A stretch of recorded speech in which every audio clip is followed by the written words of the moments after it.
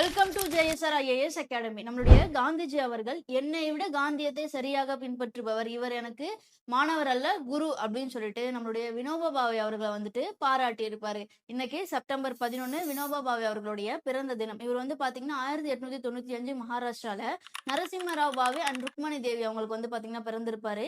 இவருடைய இயற்பெயர் வந்து பாத்தீங்கன்னா விநாயக் நரஹரி பாவே. சரிங்களா? இவரு காந்தியோடைய போதனைகளால ஈர்க்கப்பட்டு காந்தியை தன்னுடைய குருவா வந்துட்டு எடுத்துக்கிட்டு இருந்திருப்பாரு. இவரு ஆன்மீக வாரிசு, காந்தியோடைய ஆன்மீக வாரிசா வந்துட்டு போற்றக்கூடியவரும் நம்மளுடைய வினோபா பாவே அவர்கள் தான். இவருக்கு வந்து பாத்தீங்கன்னா மராத்தி, குஜராத்தி, சான்ஸ்கிரிட், ஹிந்தி, இங்கிலீஷ் இதெல்லாம் வந்து பாத்தீங்கன்னா நிறைய புலமை பெற்றவர். இவரை 1940 வந்து பாத்தீங்கன்னா பிரிட்டிஷ்க்கு அகேன்ஸ்டா தனிநபர் சத்தியாகிரகியா நம்மளுடைய காந்தி அவரை வந்து பாத்தீங்கன்னா தேர்ந்தெடுப்பாரு. இவர் வந்து நிறைய போராட்டம் பண்றது மூலமா வந்து பாத்தீங்கன்னா சிறைச்சாலை நிறைய சென்றிருப்பாரு. அகிம்சை வழியில வந்து பாத்தீங்கன்னா தன்னுடைய போராட்டத்துல வந்து பாத்தீங்கன்னா ஈடுபட்டிருப்பாரு. அடுத்து சர்வோதயா அப்படிங்கிற காந்தியோடைய வார்த்தை, அதாவது அனைவருக்குமான முன்னேற்றம், இதை வந்து அக்செப்ட் பண்ணி இதன் வழியில வந்து பாத்தீங்கன்னா நடந்திருப்பாரு. அடுத்து 1959 வந்து பாத்தீங்கன்னா பெண்களுக்காக வந்து பாத்தீங்கன்னா பிரம்ம வித்யா மண்டிர் அப்படிங்கிற ஒரு கம்யூனிட்டியை வந்துட்டு உருவாக்கி இருப்பாரு.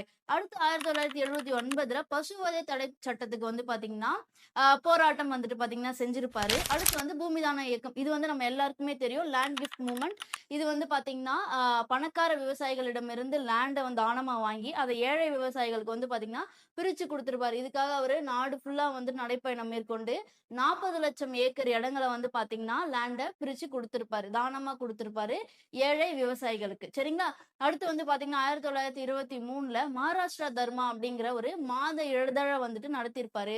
அடுத்து இவரு பகவத்கீதைய மராட்டியில வந்து டிரான்ஸ்லேட் பண்ணியிருப்பாரு. இவர் எழுதிய புக்ஸ் வந்து பாத்தீங்கன்னா ஸ்வராஜ்ய சாஸ்திரம், அப்புறம் கீதா பிரவச்சனே, தீஸ்ரீ சக்தி, இந்த புக்ஸ் எல்லாம் வந்துட்டு அவரு எழுதியிருப்பாரு. அடுத்து 1958 வந்து பாத்தீங்கன்னா ராமன் மகசாசே அவார்டு வந்து பாத்தீங்கன்னா இவருக்கு வந்து பாத்தீங்கன்னா வழங்கியிருப்பாங்க. இதை வாங்கின ஃபர்ஸ்ட் பர்சனும் வந்துட்டு வினோபா பாவே அவர்கள் தான். அடுத்து 1983 வந்து பாத்தீங்கன்னா பாரத ரத்னா அவார்டும் வந்துட்டு வாங்கியிருப்பாரு. சரிங்களா? இந்த அளவுக்கு சோசியல் ரிஃபார்மர் ஆகவும் ஆன்மீகத்துல ஈடுபாடாகவும் இண்டிபெண்டன்ஸ்க்காக போராடின இவர் வந்து பாத்தீங்கன்னா 1982 இயற்கை எழுதியிருப்பார். சரிங்களா? இந்த மாதிரி டிஎன்பிஎஸ்சி ரிலேட்டட் வீடியோஸ்க்கு நம்மளோட சேனலை சப்ஸ்கிரைப் பண்ணி வச்சுக்கோங்க. நம்ம நெக்ஸ்ட் வீடியோல பார்க்கலாம். தேங்க்யூ.